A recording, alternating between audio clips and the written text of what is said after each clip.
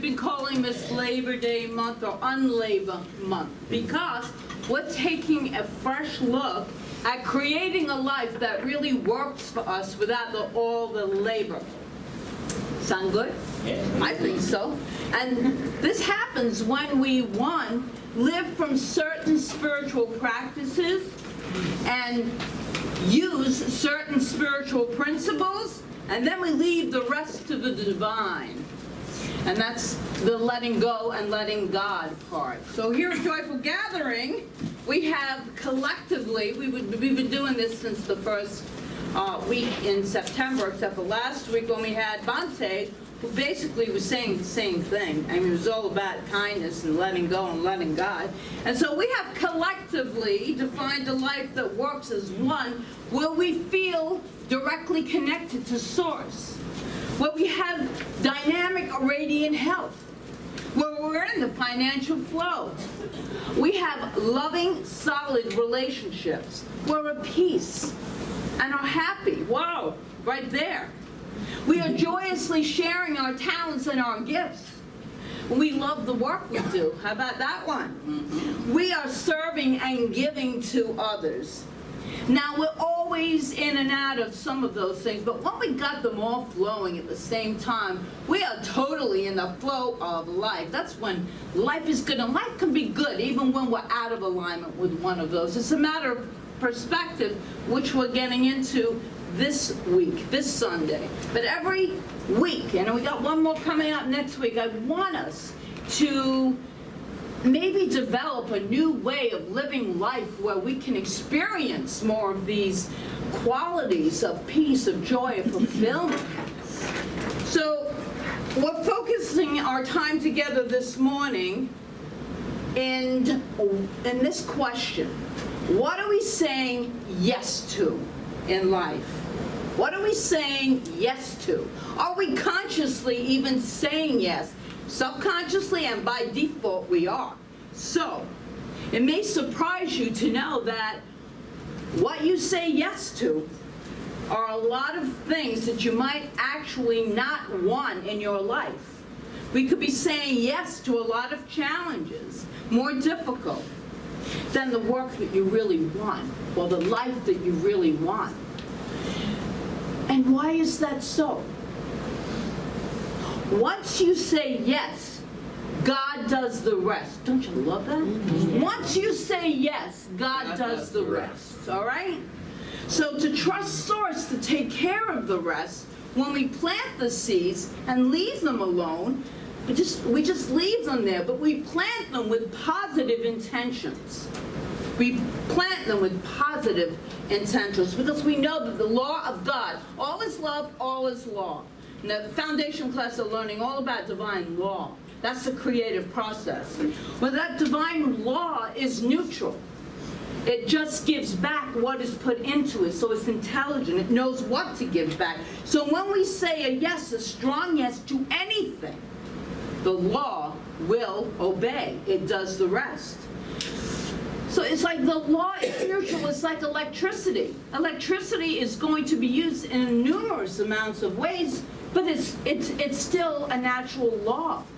And how about, I was thinking of, I know one of the classes we had this as an analogy, that a match. You can light a candle for light, for ambiance, or you could light paper and set a building on fire. The law is the law. It's going to work either way. What are you saying yes to? What are you striking your match to? That's what we want to get into.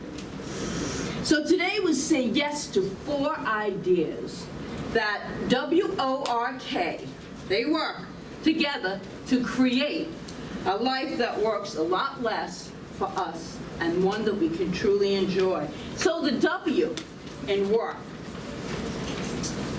is word power.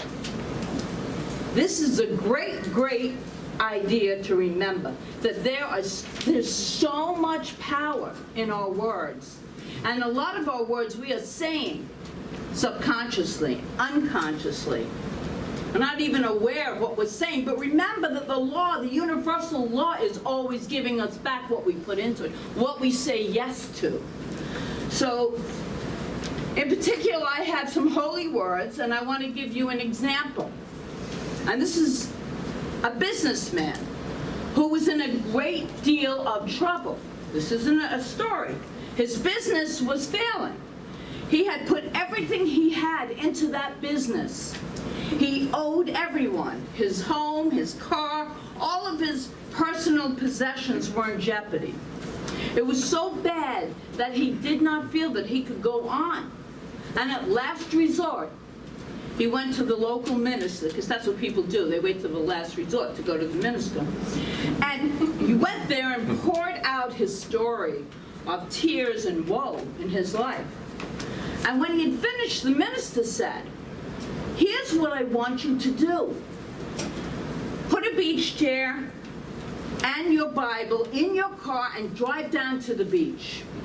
Take the beach chair and the Bible to the water's edge. Sit down in that chair with the Bible in your lap and just sit there for some time.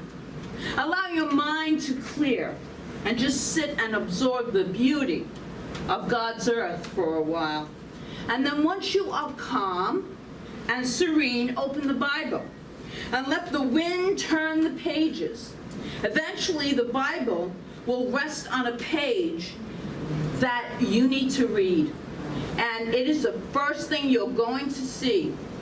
And those are your answers. Whatever words that you find in that Bible that just open up, that is your answer. Trust that in this instant, God is speaking to you directly and telling you what to do.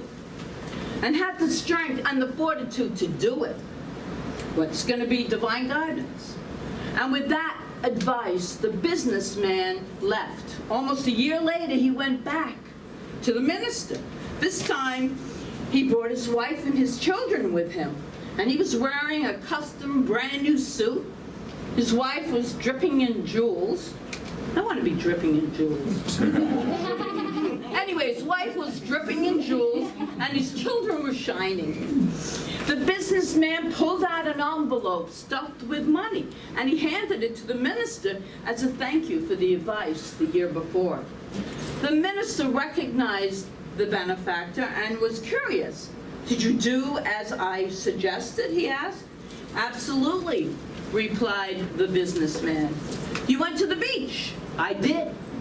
"You sat on a beach chair and the Bible in your lap?" "Yep." "You let the wind turn the pages until they stopped?" "I sure did." "And you looked down and knew that the first words you saw were the answers?" "Yes." "And then you took the action based on those words?" "I surely did." "Well, keep me in suspense no longer. What were the first words?" The man replied, "Chapter 11. Okay.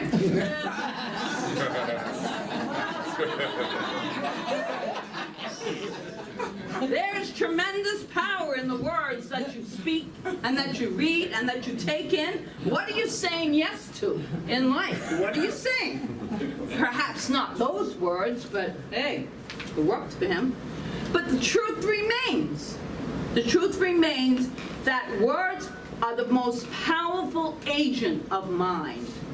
We speak in New Thought a lot about change your thinking, change your life. It's the motto that Ernest Holmes came up with, which is like brilliant, and people have copied it since then, because this is 100 years ago almost now that he wrote. In fact, I ordered a book for, it's on the back, on the cart, Creative Mind and Success. That's 1919. So we are moving upon that 100-year mark. Actually, it's over that for some of his books of Ernest Holmes and this wisdom, which now all the New Thought gurus and teachers are saying the same exact thing. Spiritual truth is spiritual truth.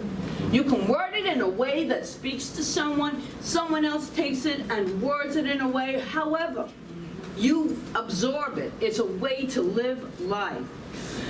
But did you know that science suggests that we have about 60,000 thoughts running through our minds every day? At least 60,000. And that's a lot of thoughts to change. You're changing your thinking and you're changing your life. And add to the fact that a good deal of them hang out in our subconscious, so we're not even aware that we're thinking them. They're in our subconscious. They come from memories and beliefs. But a lot of that is suppressed. How about if we start with the ones that we are conscious of? You got to begin somewhere. Action is key to any spirituality. Anything in life must take action. Must. That's why I love that Miriam is going to be having that table at our concert next week to get people out there to take action, to vote. So every little step is action toward the greater good of yourself, which contributes to the greater good of others. It is actually easier to shift your words than it is your thought. Because the thoughts come and the words come right out of our mouth, especially if you're like me. You know, there's very little filter. Trying to create a filter between the thought and what comes out. But those words are very important, right? Most of us are pretty conscious of our words that do come out of our mouth, and yet we say a lot of stuff unconsciously. We're not even aware that we're saying it.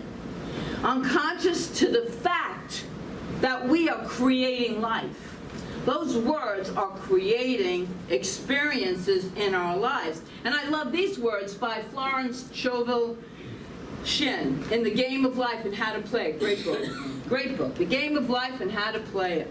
She writes this: all the good that is to be made manifest in our life is already an accomplished fact in divine mind, and is released through our recognition or spoken word. So we must be careful to decree that only divine idea be made manifest. For often we decree through our idle words failure and misfortune. If we're talking about lack and limitation, if we're talking about, oh, how I wished I had love in my life, and we're coming, it's never going to manifest. That's why we do spiritual mind treatment, which is affirmative prayer. And you know, you can pray all you want. Affirmative prayer, pray all you want. It sounds really great. But if you don't take the action, which is to change the words, and the words will then trigger the thoughts behind it, take the time, the action to shift them. Be aware of them at least. That's an action.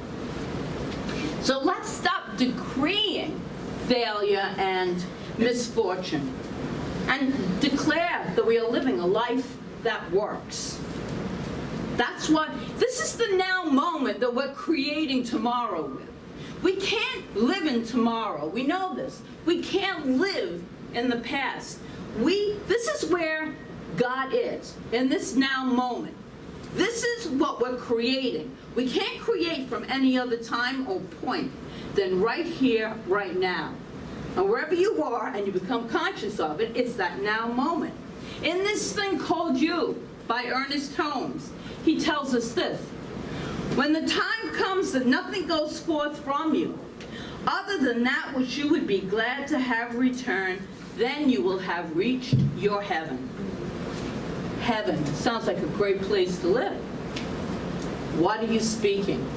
Because your thoughts are creating, and your words are creating. There's an old saying: if we take care of the pennies, the dollars will take care of themselves. And it is the same with our words. It's the same exact thing. If we take care of the relatively few words that we speak each day, the 60,000 thoughts will take care of themselves. Isn't that good to know? We don't have to go back and think of every single thought. Are we speaking in an affirmative manner in this here and this now? It's like retroactive. It will take care of the 60,000 thoughts we have a day. And you know, a lot of you get this now, a note from the universe. But this from Mike Dooley. In case you don't know, you can go online and Google notes from the universe. Well, I received this one a while back that says this: shh, not that you ever would, but when someone tells you their best friend about how they're having this difficult day, or how tricky relationships have been, or that they have a jolly good life. He's from England, so they say jolly a lot in England. Have a jolly good life in most regards except financially. Like, I have a great life in every other way except for financially in my life. Not only do they relive the unpleasantness, but they commission all the elements to project into their future whatever they've been claiming. What are you claiming? You see, what are you claiming? And it's a matter of constant going back to paying attention. And after a while, when we say those things that don't serve us, we start to feel it in our physical body. And then that alerts us. Change your thinking. You can do it. And that split second, you can change it. So the first thing we want to say yes to is words that confirm and affirm a life that works. Second is the O. And if you remember last month, for those of you who were present, we'll have a little review down here on it. But it is so powerful, and we're going to revisit it right now. O is the one thing. The ones you were here, you remember this. We explored a book entitled The One Thing. And on that Sunday, you were invited to ask yourself a powerful, powerful question. What is the one thing I can do such that by doing it, everything else will be easy or unnecessary? Asking this question causes us to focus our hearts and our minds to this now moment. And this now moment is where the divine resides. Charles Fillmore, founder of Unity, wrote in Talks on Truth, "Let us live in God's world, not a world to be tomorrow, next month, next year, or next century, but here and now. God's beautiful universe is all about us, only awaiting our acknowledgement of its presence. Let us know God and live with love and joy and health and peace." Asking the one thing question, which you have it in your bulletins, but you don't have to pull them out now. I printed up something last night. But it helps us move into that state of living a much better life. So, before we get into that, let me ask you one question. I want to make sure I didn't skip over all those wonderful reviews that I was going to do. Wait a minute. No, I didn't. Okay. This is a good one. How many of us are multitaskers? You might ask yourself that, right? We pride ourselves on the ability to multitask. We really do. I mean, I hear people say, "Oh, yeah, I'm a this person's a they get a lot of stuff done. Yeah, they're really good." That's something we all should aspire to. It's much more efficient. We get so much more done in such a short period of time. Wrong. Research, and this is coming from the book, The One Thing by Jerry Geller and Jay Papasan.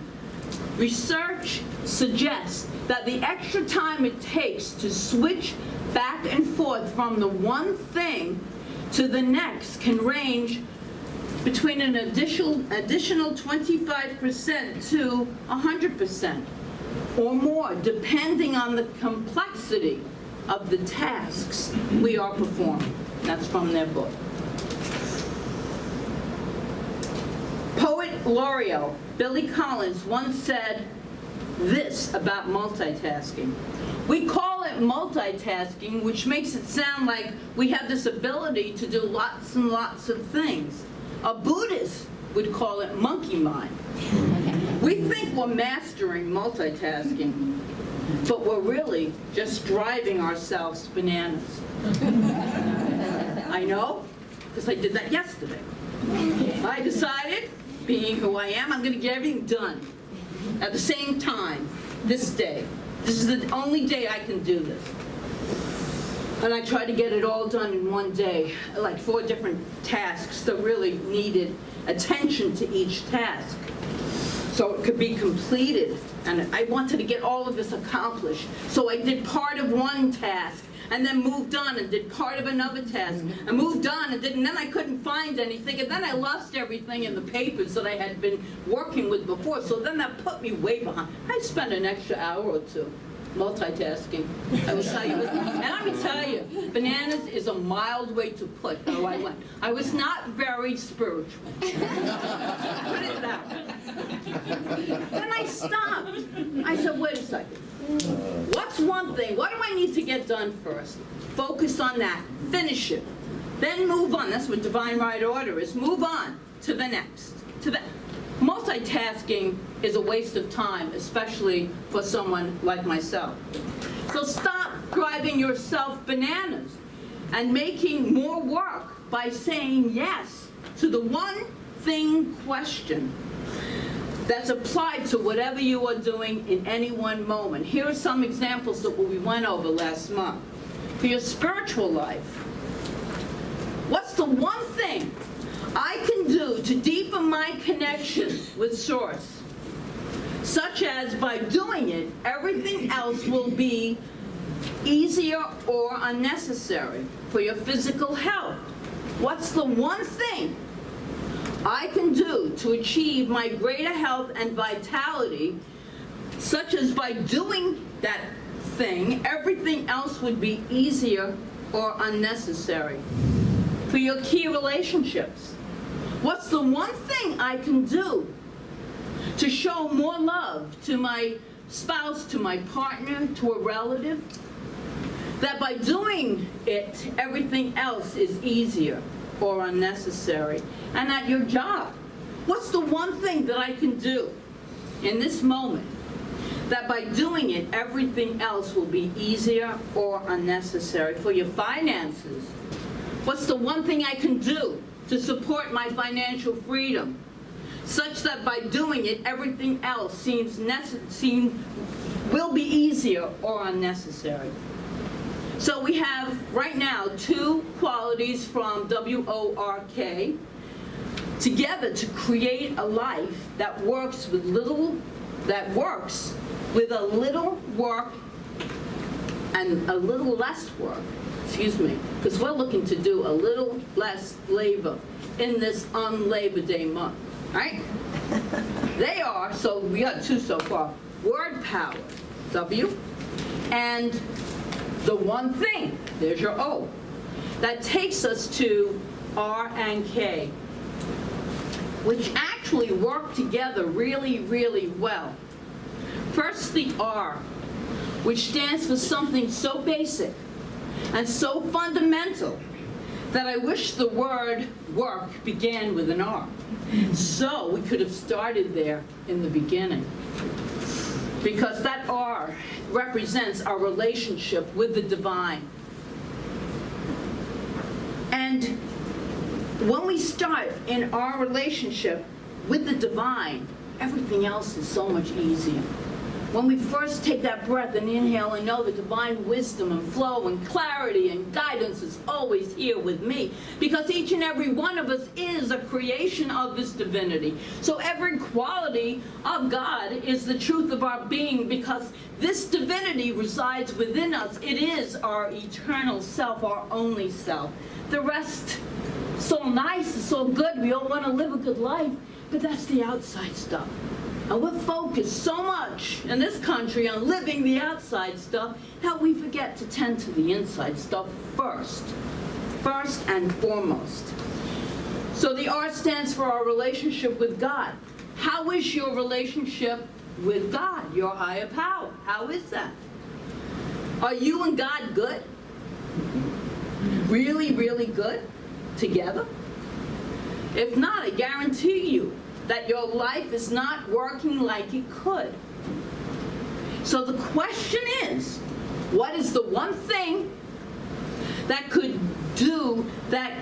you could do to deepen your relationship to Source, another name for God, Source, such that by doing it, everything else is easier or unnecessary? So we ponder that question. All of this, by the way, the K and, no, the word, I keep saying no when it's work. W-O-R-K. This whole thing that I'm reading right now, I printed up. I put it in everyone's bulletin. So you don't have to look now, but you can take it home so that you have that to look at, and to remember, to remind us, all of us. So ponder the question as we dovetail it into the K, which is knowing. Knowing who and whose you are. Knowing that you are a child of the divine, a creation of the infinite love of God itself. That's who you really are. That's who you really are. Knowing God to the best of your ability. Establishing that relationship with your indwelling God self and the greater I am. Knowing your oneness with the divine, knowing your right to abundance. Each and every one of us has a right to be abundant, to live a life where we are grateful for everything in our lives, everything. Knowing you are love and you deserve love. Knowing that is a beautiful, beautiful step to take. Knowing the pattern of divine perfection that resides at the core of your being, because that is the truth. No one left out. No one left out. That's when other people can support us.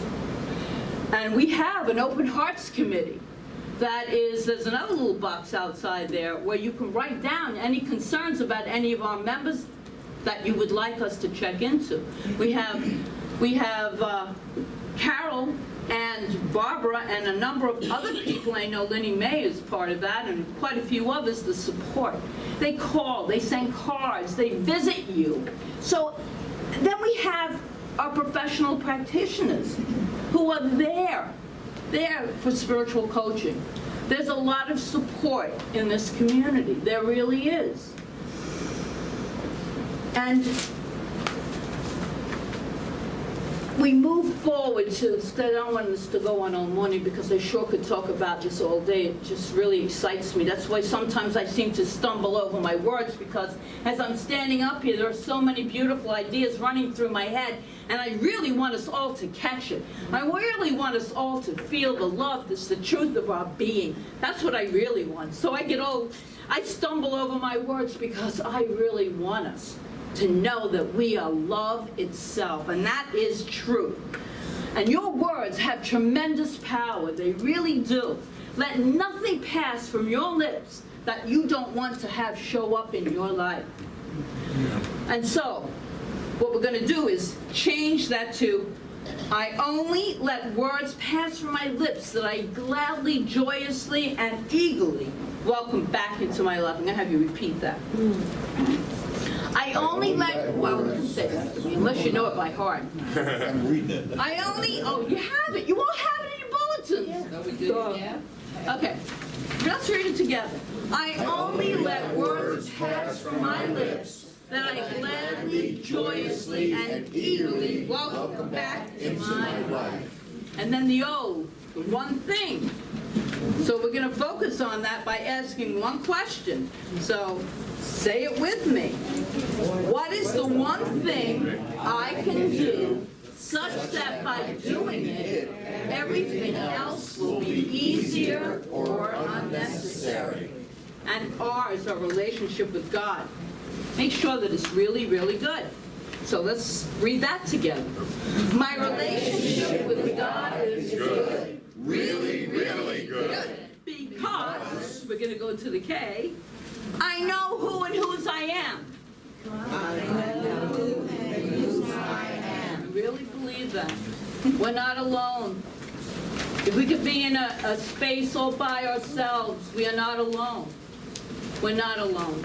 We have a powerful good that loves us unconditionally, one that's with us even when we shed these bodies. That love of God is the truth of our being. When we work in harmony with our ideas, our lives will definitely work so much better. Thank you. So it is.